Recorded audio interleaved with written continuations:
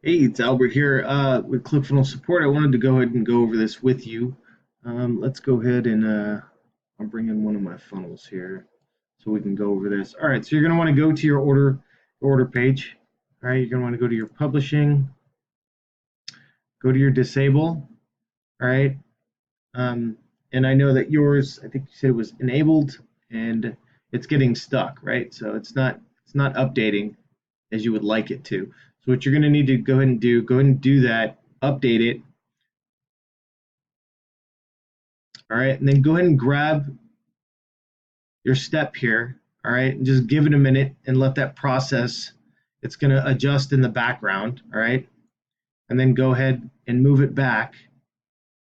All right, go back into your publishing. There we go. And then set it back to whatever setting you'd like.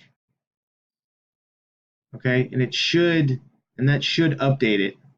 Okay, that should readjust it and jar it to work properly. Okay, so go ahead and try that.